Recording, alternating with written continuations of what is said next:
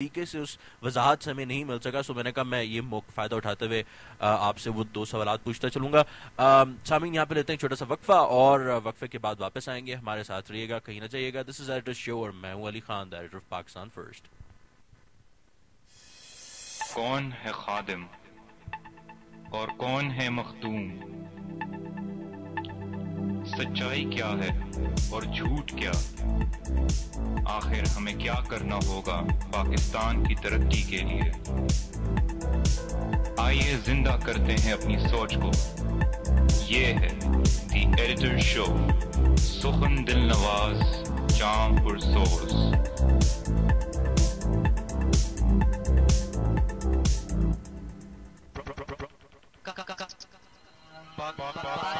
Radio broadcasting Pakistan, soft revolution. I would also impress upon every member of this state, particularly our youth, show the right spirit of devotion, courage, and fortitude to give a lead to others and to set a nobler and higher example for those who may follow us and the coming generation. Do your duty, but have faith in God. There is no power on earth that can undo Pakistan.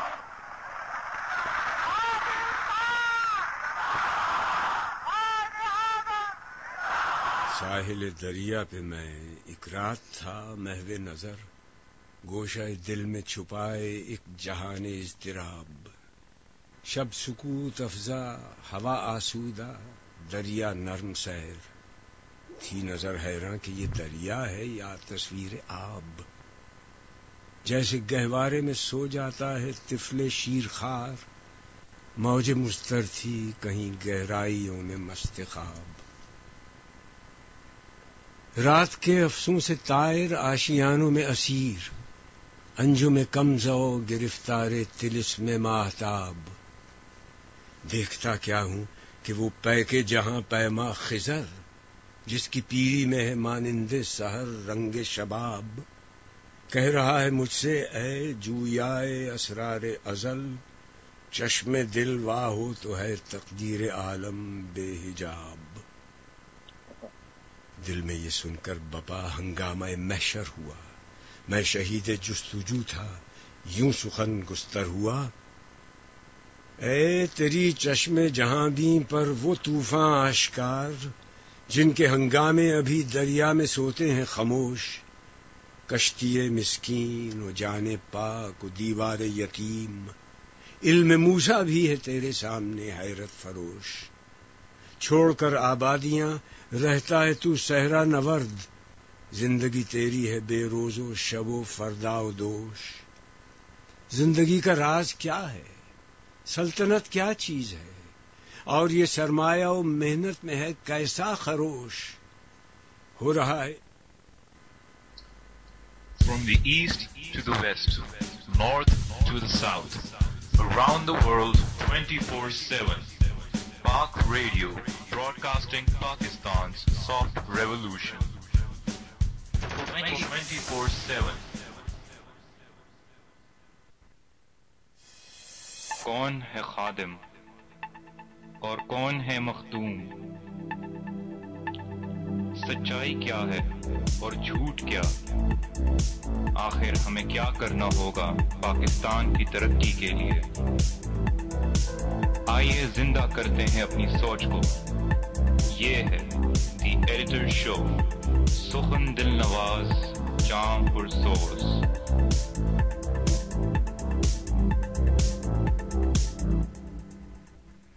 السلام علیکم ناظرین، آپ کو وقفے کے بعد واپس خوش آمدید۔ اور یا مقبول جان صاحب، ایک چھوٹا سا علامہ اقبال کا ایک انگریزی کا ایک لفظ ہے جو ضیاء الدین صاحب کی آواز میں آپ کو سنانا چاہوں گا، ذرا یہ سنیے گا، اور اس کے بعد میرے پہلے سوال کا جواب جو یوتھ سے ریلیٹڈ تھا کہ ان کا جو اس ٹرین کا انجن کون بنے گا، پھر اس کی طرف چلتے ہیں۔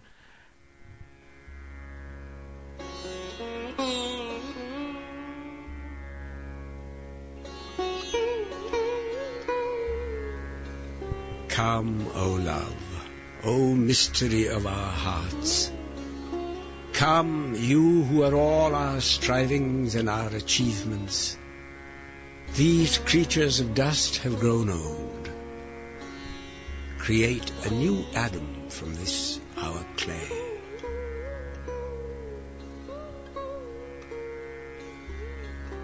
These creatures of dust have grown old. Create a new Adam from this power clay. علامہ اقبال نے تو بہت زور دیا نوجوانوں کے اوپر. آپ ان کو پڑھتے ہیں, ان کو جانتے ہیں, ان کو سمجھتے ہیں, آپ کیا کہیں گے؟ دیکھیں, یہ علامہ اقبال کی اسٹیٹ الیکشنز کی بنیادی طور پہ ان کی ہے جو لکھتے تھے, اس کے اندر سے ان کی چیزیں لکھی گئی. ان میں انہوں نے بہت سی پرسنل آبزرویشن جو ہیں اس حساب سے دیے. لیکن علامہ اقبال کی فکر اور علامہ اقبال کی جو سوچ ہے وہ اس کو ایک اجتماعی صورتحال کے اندر اگر ہم دیکھیں اور کسی نہ کسی حوالے سے دیکھیں تو 1905 کے بعد کی جتنی ان کی شاعری ہے وہ خالصتاً اس امت کو یونائٹ کرنے اور اس امت کو اکٹھا کرنے کے لیے کی گئی ہے. اکثر اوقات لوگ یہ سمجھتے ہیں کہ علامہ اقبال کی جو سوچ ہے اور علامہ اقبال کی جو شاعری ہے وہ خالصتاً پاکستان کی کریشن تک محدود ہے, حالانکہ ایسا نہیں ہے.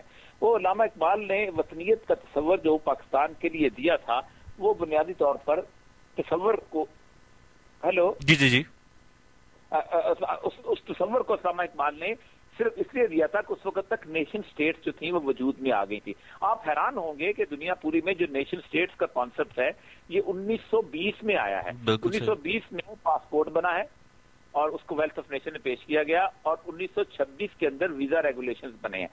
تو چاہتے یہ تھے کہ پاکستان کا یہ جو حصہ ہے کنٹیگوس اسٹیٹس کا یہ انڈیا سے علیحدہ ہو کے ایک مسلم بلاک کے اندر آئے, اور وہ بلاک جو ہے وہ مسلم بلاک جو ہے وہ جسے وہ کہتے ہیں کہ ان تازہ خداؤں میں بڑا سب سے وطن ہے, جو پیرہن اس کا ہے وہ مذہب کا کفن ہے, یہ بت کے تراشیدہ تہذیب نبی ہے, غارت گر کاشانہ دین نبوی ہے.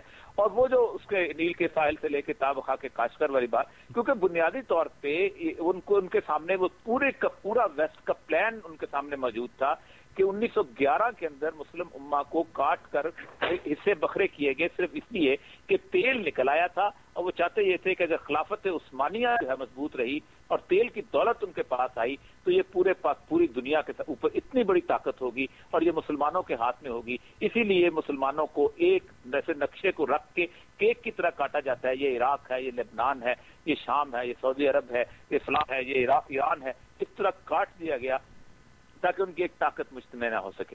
تو اقبال نے جو مسلم امہ کا اوور آل کانسیپٹ دیا ہے وہ کانسیپٹ میں اس نے پاکستان کی ساری جڑیں جو ہیں وہ ایران اور عراق, اور وہ کہتے ہیں کہ تہران ہو گر عالم مشرق کا جنیوا, شاید کرۂ ارض کی تقدیر بدل جائے. اب وہ اپنا ویلتھ آف نیشن کا سینٹر بھی انہوں نے بتا دیا, اپنے لیگ آف نیشن کا سینٹر بھی انہوں نے بتا دیا کہ کہاں پر ہوگا اور کس جگہ پہ ہماری بنیاد بنے گی.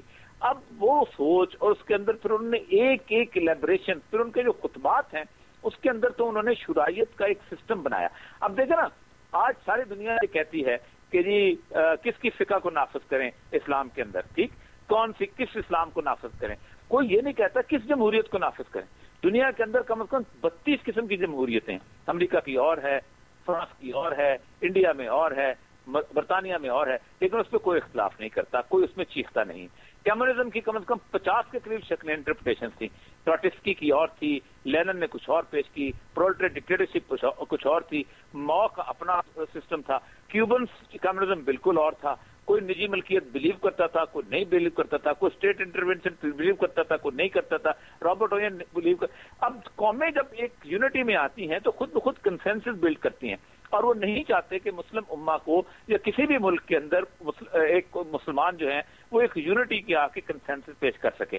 آپ کو یاد ہوگا کہ یہ بحث چلی تھی جب قرارداد مقاصد کے بعد کہ کس کا قانون نافذ ہوگا, تو مسلمانوں پاکستان کے مسلمان علماء نے, جن میں شیعہ, سنی, دیوبندی, اہل حدیث سب تھے, انہوں نے 14 نکات جو تھے وہ بنا کے ان کے سامنے پیش کیے تھے, ٹھیک, اور وہ 14 نکات تھے کہ یہ نافذ کر دو. اس کے بعد حکومت خاموش ہوگی کیونکہ نافذ کرنا نہیں چاہتے تھے کہ یہ نافذ کر دو, ہمیں کسی کو کوئی اعتراض نہیں ہوگا. تو کنسنسس جب آتا ہے, اصل مسئلہ اس وقت یہ ہے کہ کسی نہ کسی طریقے سے آپ اس ملک کا قبلہ جو ہے وہ درست کریں, اور مجھے لگتا یہ ہے اس وقت کہ قبلہ درست ہونے کا وقت آ گیا ہوا کہ اس ملک نے آمریت کو 32 سال 33 سال آزمایا.